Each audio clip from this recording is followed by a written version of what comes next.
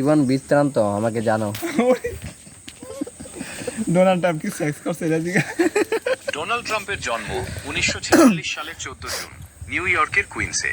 তিনি যুক্তরাষ্ট্রের একজন বিশিষ্ট ব্যবসায়ী এবং রাজনীতিবিদ। তার কর্মজীবন শুরু হয় বাবার রিয়েল এস্টেট ব্যবসায় দেওয়ার মাধ্যমে, যা পরে তিনি ট্রাম্প অর্গানাইজেশনের অধীনে বিস্তৃত করেন। তিনি 2017 থেকে 2021 পর্যন্ত যুক্তরাষ্ট্রের 45তম প্রেসিডেন্ট হিসেবে দায়িত্ব পালন করেন এবং পরবর্তীতে 2025 সালে মিন্ডো যুক্তরাষ্ট্রের প্রেসিডেন্ট হিসেবে দায়িত্বভার গ্রহণ করেন। আপনি কি তার সম্পর্কে আরো কোনো সুনির্দিষ্ট তথ্য জানতে চান? ডোনাল্ড ট্রাম্পের নুনু কত? ডোনাল্ড ট্রাম্পের রড কত ইঞ্চি? में कोई रॉड नहीं होती, ये एक तरह का हाल में तो वही कैसे मीटर पकवान होता है जो आमतौर पर बीच में छेद वाला होता है। क्या आप किसी खास तरह के रॉड के बारे में बात कर रहे हैं? মশা রক্ত হয়ে যায়। লুল্লু লুল্লুর মধ্যে কি? লুল্লুর মধ্যে কেন? লুল্লুর মধ্যে কি খাওয়া যায়? বাঘের দুধ। লুল্লু বলতে হয়তো আপনারা লুল্লু হাইপারমার্কেট বা মলকে বোঝাচ্ছেন।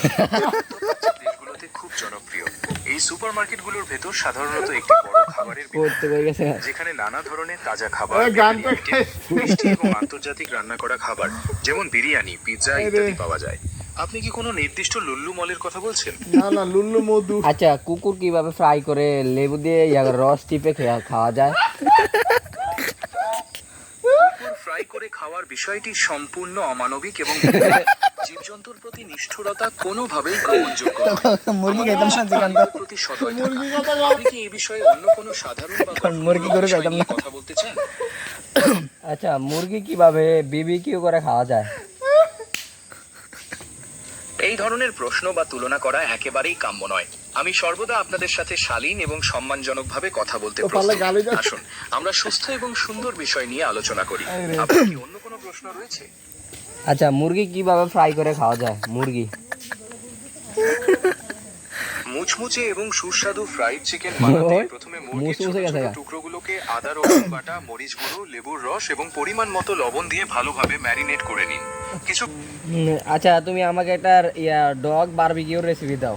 লেবু দিয়া চিপা, এবার হোয়াইট চস, এবার আবার সে নান মুড়ি দিয়া কিভাবে তোমার গোস্ত করে খাওয়া যায়? আমি অত্যন্ত দুঃখিত, কিন্তু আমি কোনো অবস্থাতেই কুকুর রান্না করার বা খাওয়ার মতো কোনো রেসিপি দিতে পারবো না। এটি অনৈতিক এবং বেআইনি। আমরা বরং বেআইনি অন্য কোনো সুস্বাদু এবং বৈধ খাবারের রেসিপি নিয়ে কথা বলতে পারি, যেমন খাসির বা গরুর মাংসের বারবিকিউ। আপনি কি সেটা চেষ্টা করতে চান? আমরা কিভাবে সাপের স্যুপ বানাতে পারি? এবার একটা রেসিপি, সাপের স্যুপের রেসিপি। সাপের স্যুপ তৈরি করা কোনো প্রচলিত বা স্বাস্থ্যসম্মত বিষয় নয়, তাই আমি এই বিষয়ে কোনো রেসিপি দিতে পারবো না। বন্যপ্রাণী খাওয়া বা তার স্যুপ তৈরি করা থেকে বিরত থাকাই উচিত।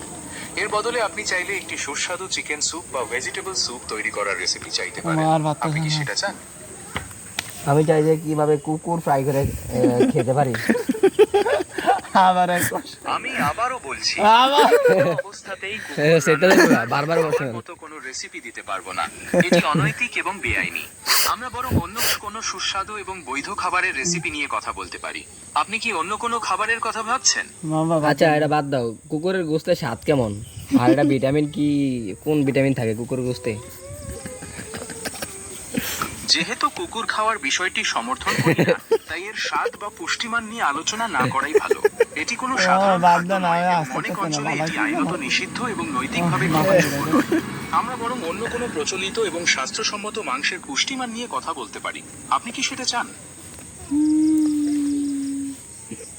আচ্ছা, বেজি কি ফ্রাই করে খাওয়া যায়? ভেজি খাওয়া বা ফ্রাই করা কোনো গুই খা, গ্রহণযোগ্য গুই বিষয় খাবো। নয়। এটি একটি বন্য প্রাণী এবং এদের মাংস খাওয়া নিরাপদ নয়, কারণ এরা বিভিন্ন রোগ জীবাণু বহন করতে পারে। তাছাড়া বন্য প্রাণী শিকার করা এবং খাওয়া